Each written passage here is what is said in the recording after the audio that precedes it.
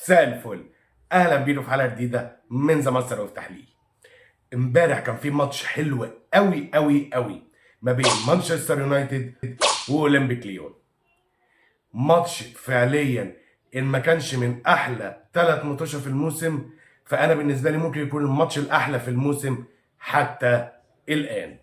الماتش كان في الدور الربع النهائي من اليوروبا ليج، وكان في الاولد ترافولد في انجلترا.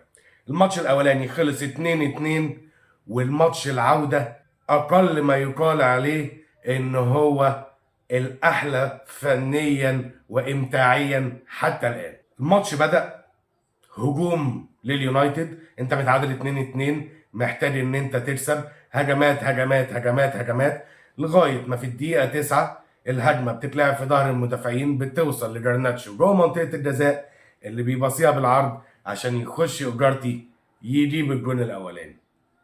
قلنا كده الماتش اتفتح، ممكن يكون اتفتح.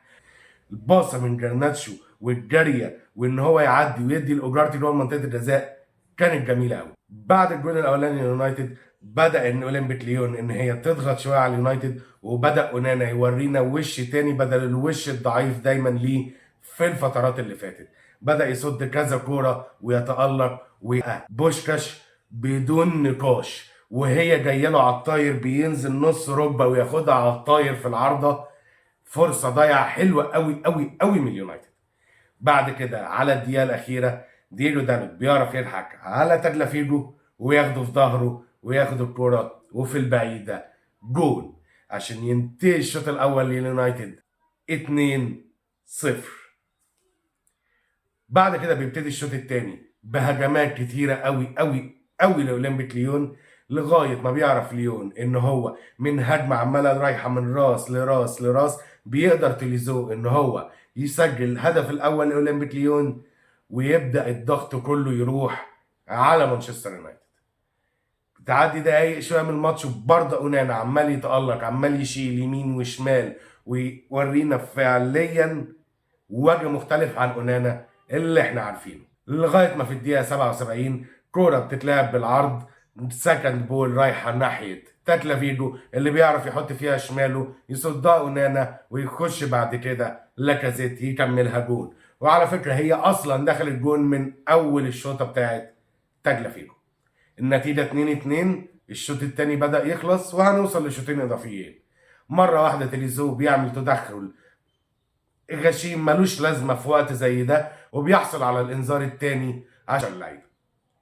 يبدأ الشوط الثاني وكلنا متوقعين إن اليونايتد هو اللي هينزل ضاغط، خلاص بقى في زيادة عددية في أرض الملعب والماتش على أرضه في الأولد ترافولد. إذ مرة واحدة بنتفاجئ إن اولمبيك ليون بيجيب الجون الثالث في الشوط الأول الإضافي عن طريق شكري. انا ما اعرفش ده ازاي قاعد لغايه دلوقتي في اولمبيك ليون، لعيب الشرط الجزائي بتاعه 20 مليون، ليه قاعد في اولمبيك ليون لغايه دلوقتي؟ نكمل الشوط الاضافي ويخلص الشوط الاضافي الاول على كده عشان نخش على الشوط الاضافي الثاني، وكلنا ما زلنا مقتنعين ان المفروض يونايتد هو اللي هيضغط عشان يسجل التعادل ونحاول نوصل لضربات الجزاء. إذ برضه مرة تانية يقوم أولمبيك ليون مسجل الهدف الرابع وتبقى النتيجة 4-2 للأولمبيك ليون عن طريق ضربة جزاء بيسجلها لاكازيت. طبعا خلاص 4-2 في الشوط الإضافي الثاني، الماتش بنسبة كبيرة خلص. اليونايتد يظهر وجهه الحقيقي من كرة متباصة جوه منطقة الجزاء، بيحاول كاسيميرو ان هو يستحوذ على الكرة، بيقوم داخل تجلافيلو على طول مديله واحدة في رجله فتتحسب ضربة جزاء لمانشستر يونايتد.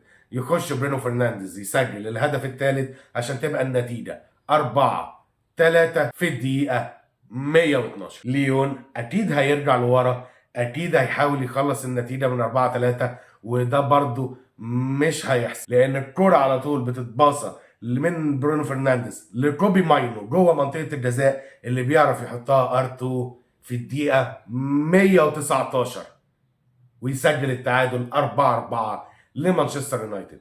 كله بيأهب نفسه عشان نوصل لضربات الجزاء ونشوف ضربات الجزاء اللي هيحصل فيها. يجي من تحت الارض هاري ماجواير ويسجل الهدف الخامس لمانشستر يونايتد عشان توصل النتيجة 5-4 لمانشستر يونايتد في الدقيقة 121 بعد ما كنا في الدقيقة 112 فرق جونين لأولمبيك ليون.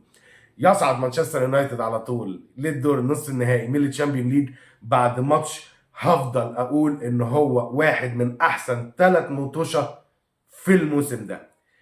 الف مبروك لمشجعين مانشستر يونايتد، ويا ريت نرجع نشوف نفس الوش ده لمانشستر يونايتد على طول. حسام حسن، ذا ماستر اوف تحليل.